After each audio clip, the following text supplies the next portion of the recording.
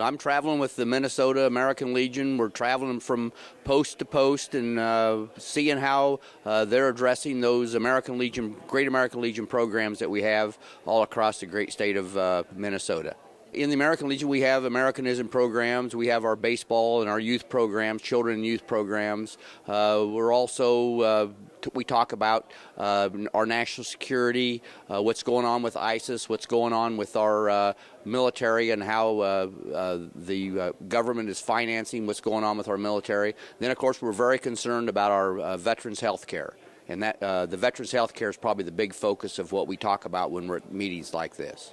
Our health care, of course, last year we had a problem with some of the hospitals that weren't providing timely health care to our veterans, and we called for the Secretary's resignation, and that happened. We have a new Secretary now, Secretary Bob McDonald, and we look forward to working with him to making sure that health care is timely. A health care issue that we have deals with traumatic brain injury and post-traumatic stress, and the outcome of both of those seems to be homelessness and suicide, and of course suicide is a very great concern of ours. There's going to be a Senate bill that gets passed today that is going to help alleviate, hopefully, some of that suicide problem. But we're losing more of our fighting men and women to suicide than we actually lost during in our time in battle so far in Iraq and Afghanistan together.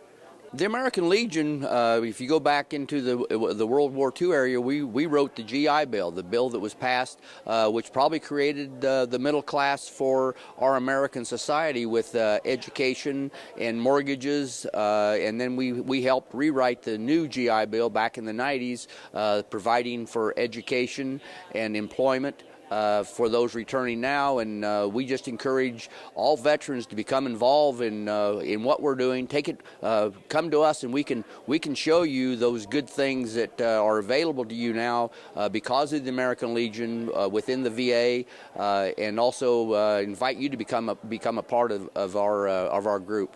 I was a Vietnam-era veteran. I served with the 82nd Airborne Division in Fort Bragg, North Carolina during the Vietnam War. And then when I got out, I joined my father's American Legion post back in Nebraska and slowly became involved at that post and state level and became a department commander in 87, 88, and then been on several national committees and commissions, and then was a national vice commander in 2003, 2004, and now was elected the national commander in August of the 28th down in Charlotte, North Carolina. And so in my year, I traveled to all 55 departments and then also several overseas spots dealing with veteran issues. In November, I traveled to Laos and Vietnam to look for remains of our missing from that war, from the Vietnam War. Also was in South Korea on the DMZ serving food to the troops for Thanksgiving Day. Was in Hawaii for the remembrance of Pearl Harbor Day in December. I'll be going to Normandy for that remembrance in June of this year. So there's a lot of travel involved to take part in those kind of remembrances. In the end of February, I'll be talking to Congress about the American Legion programs and our thoughts for how we can do things better.